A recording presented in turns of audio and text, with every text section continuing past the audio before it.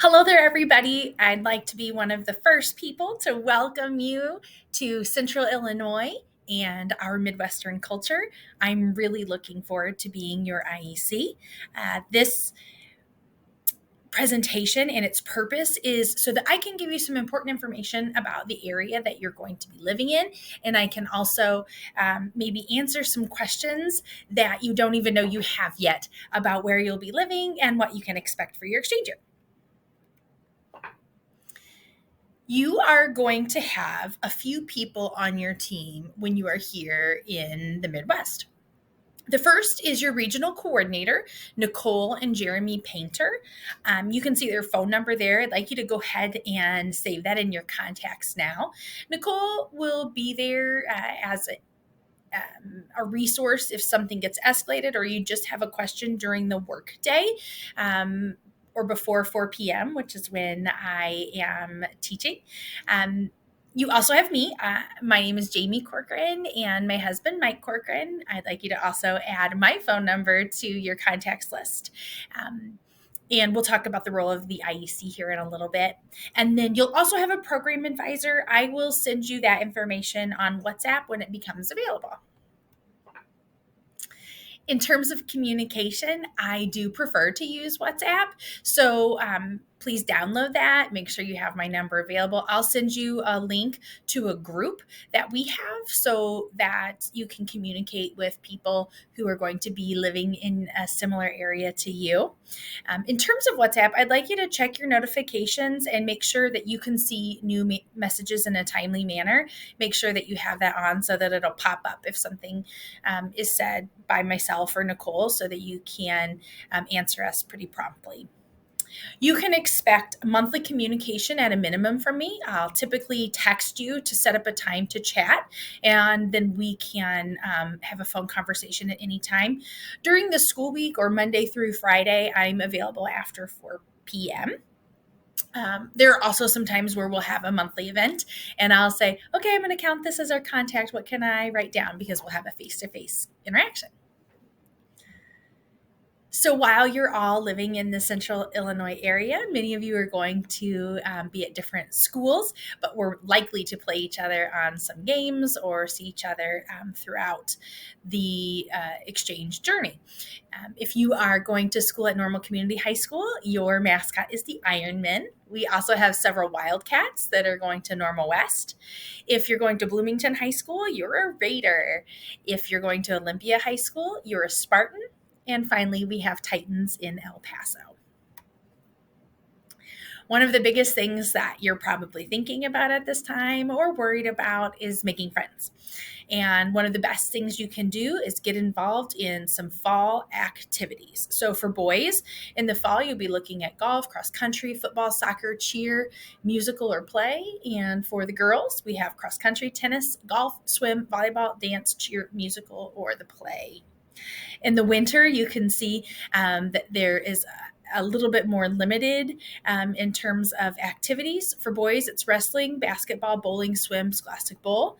And for girls, it's wrestling, basketball, bowling, dance, scholastic bowl. And there's also a cheer team, but it's the same cheer team that they had in the fall. And then in the spring, you can see the activities that are there. All year is something called FFA, which stands for Future Farmers of America. You are part of that club if you take an agriculture class. These are really, really nice students, and I encourage everybody to join FFA or take an agriculture class because it goes all year, and it's a great group of people for you to connect to. In terms of clubs that are offered at your school, make sure you're listening to the announcements. It's important that you make the most of your experience from the day that you get here. And so there are a few things you can do to make sure that you get connected. The first is to explore local attractions like museums, parks, and landmarks. You're likely going to have to ask your host family if they're interested in seeing some of these things. You're going to want to join clubs and activities. Engaging in those extracurriculars is a great way for you to make friends and immerse yourself into our culture. And I want you to learn from your peers. Ask them what they're doing on the weekend. Sometimes you have to insert yourself a little bit and ask if you might be invited so that you can participate. In that way, you can share some cultural insights from yourself and also gain an understanding about American students. Going along the same vein with making friends, you are going to have many different students throughout the day that you come in contact with because different students will be in all of your different classes each hour. This can be challenging, but it also means you have the opportunity to meet a lot of different people. So take advantage of that.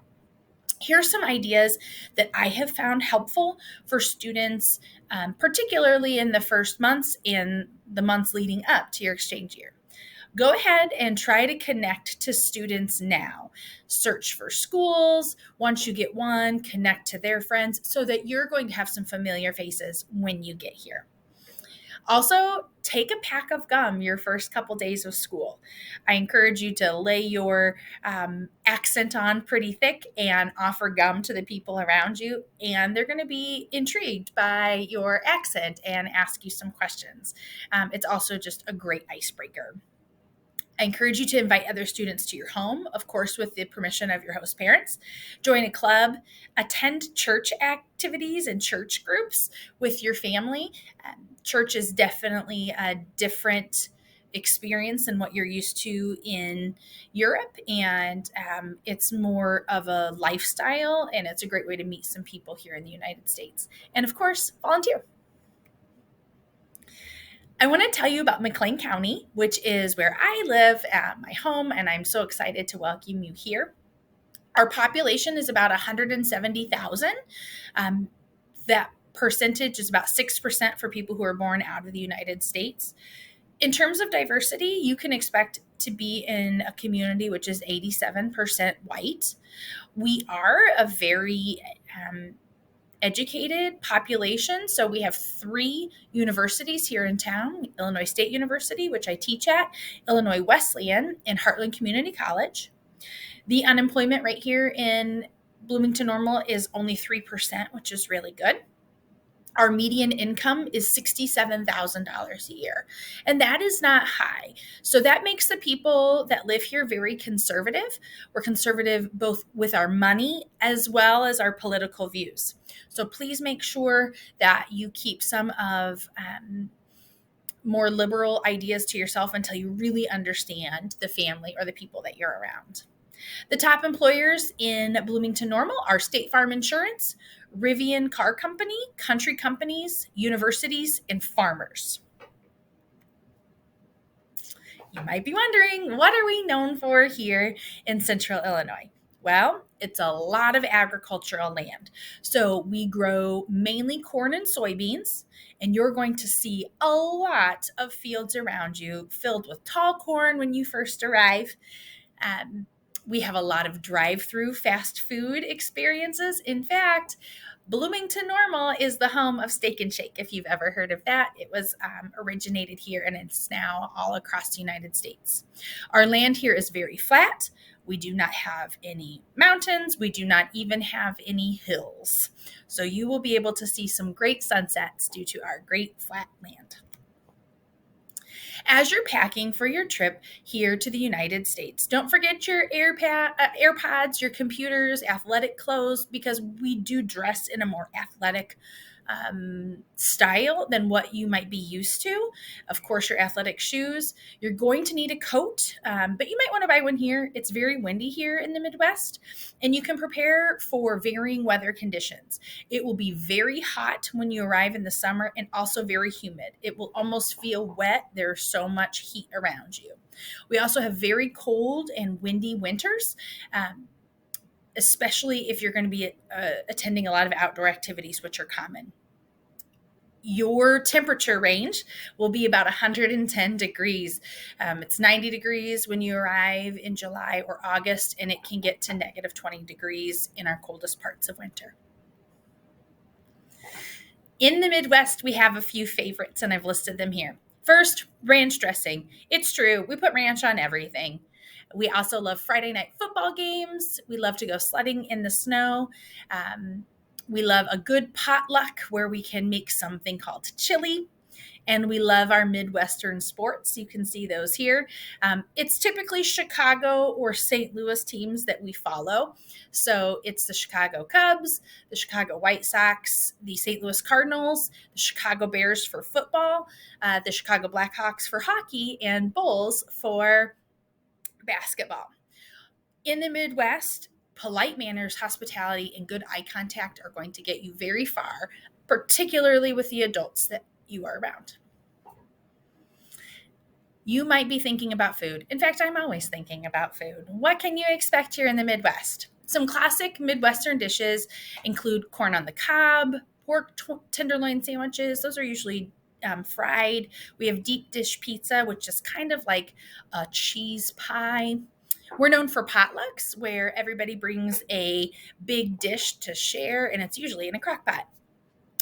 Fresh vegetables can be uncommon on our dinner table in the Midwest, particularly in the winter months. So you'll want to maybe talk to your doctor about concerns that you might have with changing your diet and how it might impact your body. The word healthy is pretty subjective, and we have different views on what that might mean here in the Midwest when looking at what you might be thinking in Europe. So if you say, I would like something healthy for dinner, you might want to be specific about things like, I'd like to have a salad. It's also really important that you are aware that these foods typically can be very expensive in the Midwest, particularly in the winter months, and your host family might not want to purchase a lot of the fresh vegetables at that time. What can you expect from me as your IEC? Well, we talked about it a little bit, but I am going to give you those monthly phone calls. I'm also going to provide you a perspective because my job is to see both sides of a situation. And so I might try to take the role of a host family if you are concerned about something might happen, just to help you think about the different perspective they might be going through. I don't take sides. I just try to provide support to both you and your host family. If things get difficult, you can expect me to set up a family meeting and be somebody who leads the conversation. You can also expect from me that I set up a lot of EF events so that you can communicate and hang out with other exchange students. And this typically happens once a month. In August, we go camping, and that event is free to you. In September, we have a family hike, and that event is free to you. In October, it costs about $35. We have a chili cook-off, and we all go to a haunted house together, which is really fun. In November, I take a group of students to Chicago. That costs roughly $190, and we do stay overnight at a really nice hotel. In December, I'll have a holiday party for you, which costs about $15. In January, you'll have the opportunity to go to Minnesota and go to the Mall of America, which is incredible. You'll stay 2 nights, and that is $250. In February, we usually have a sporting event, which costs you about $20. And in May, we'll have a farewell party, and that is about $15. In March, you'll have the opportunity to go on discovery tours, which we'll talk about in a second, so I don't do an event there. And in April, it's prom. And so there are no open weekends, but you're going to have a great April. The discovery tours that are made available in March are worth it. These are pictures from one that I chaperoned where we went to the Grand Canyon, Las Vegas, LA, and Arizona. It's 100% worth it, and that's somewhere in the spring. You'll hear about it in December. You are going to need to have something specific if you want to participate in sports here in the United States. You will need a sports physical, which you can't get in your home country. You have to get that here, and it costs about $50. You'll want to make sure you have athletic shoes. You'll have to do some IHSA paperwork. I will help you with that, or your athletic director at your school. It's also very important that you mark yourself as not graduated when you fill out that paperwork. When you register for school here in the United States, it does cost about $200, and that cost is not covered by EF.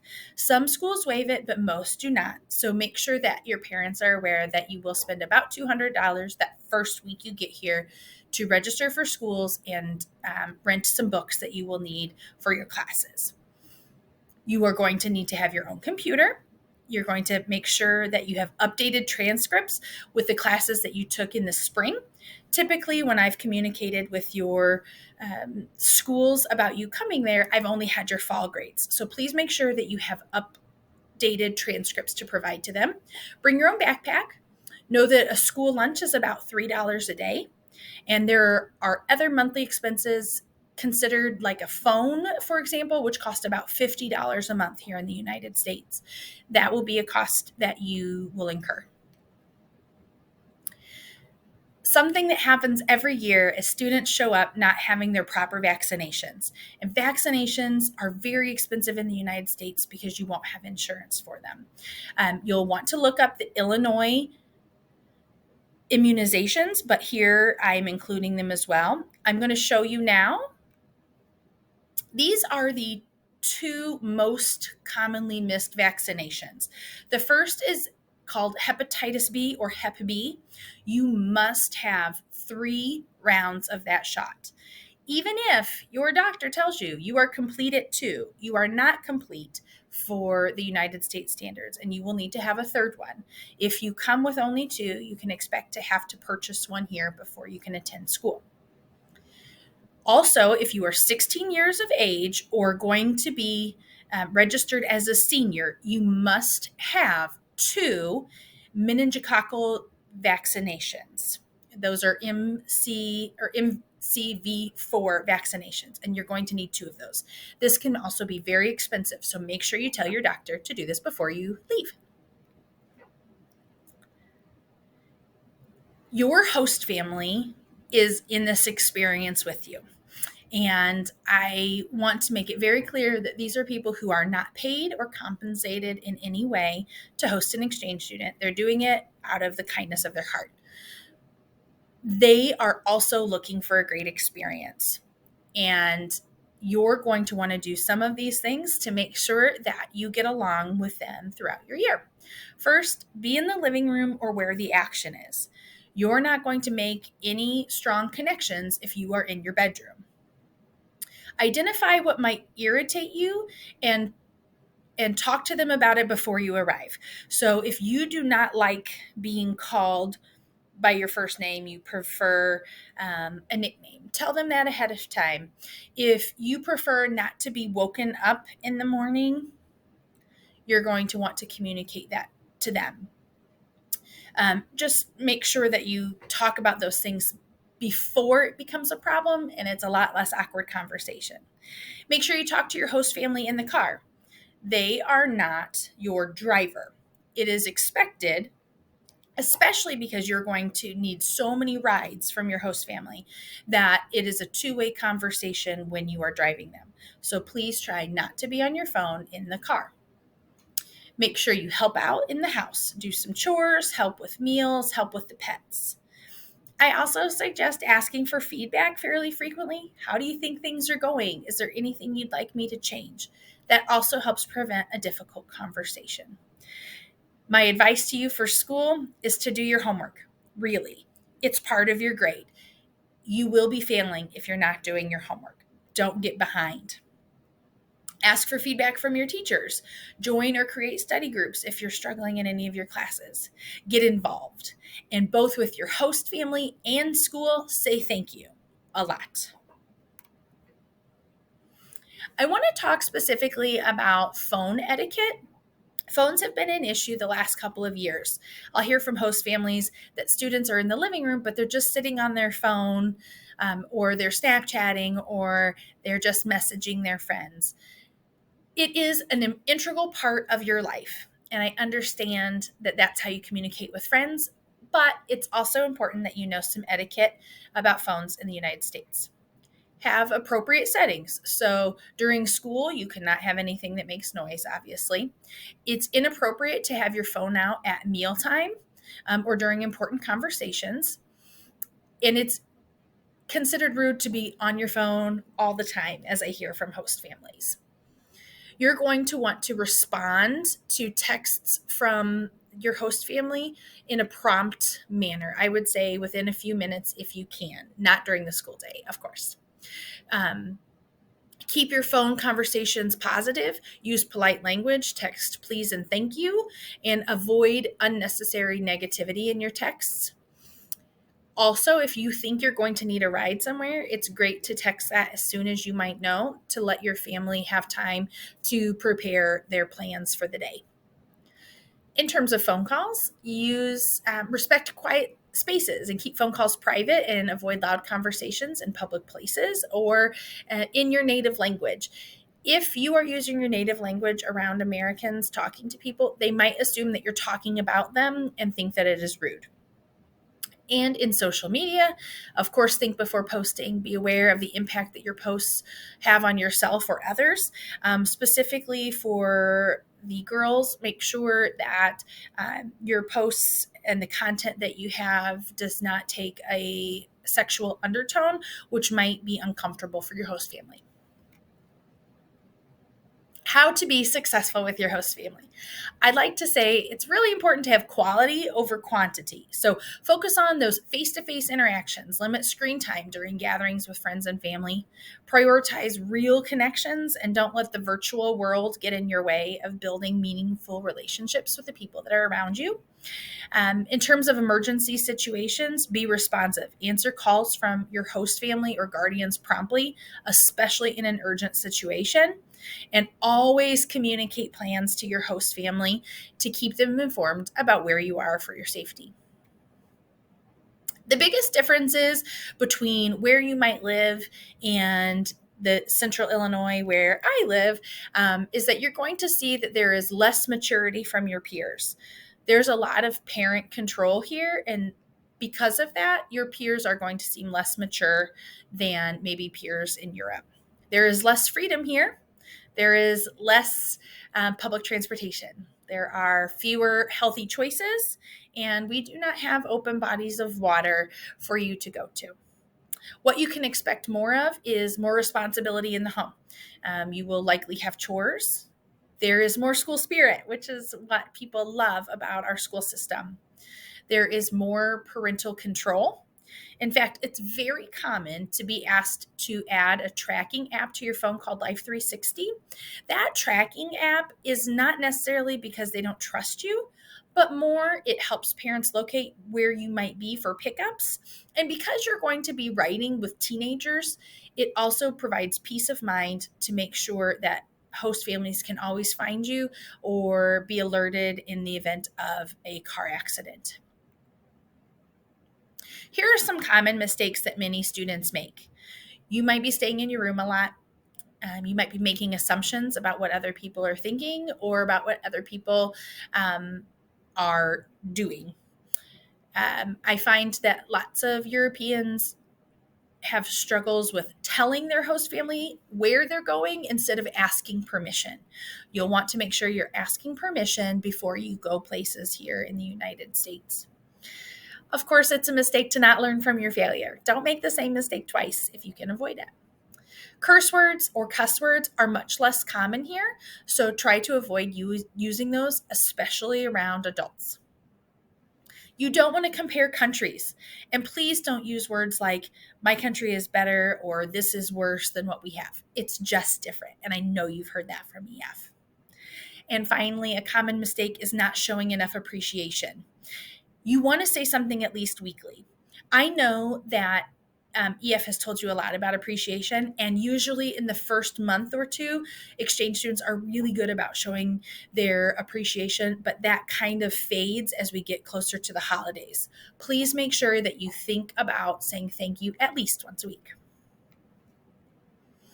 Also, in terms of showing appreciation, I want to remind you that host families are not paid or compensated in any way. Please do not treat their home as a hotel.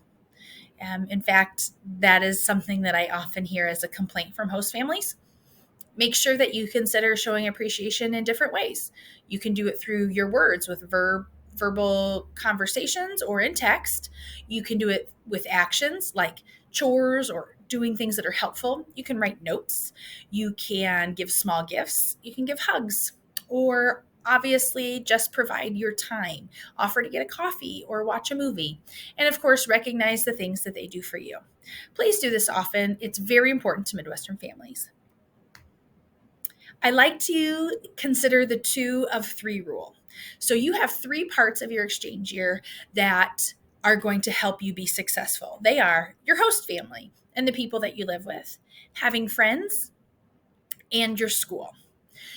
If you have 2 of 3 of those that are working out really well for you, you are being successful. If you find that 2/3 of those you are struggling at, that's when I need to get involved and help you be successful. I have found over the years that the roughest months for exchange students in terms of homesickness are October, January, and February. Don't forget, it often feels like a roller coaster. You're going to be going up and down with your emotions throughout the year, and it is not going to be perfect. We do have some unwritten rules here in the Midwest.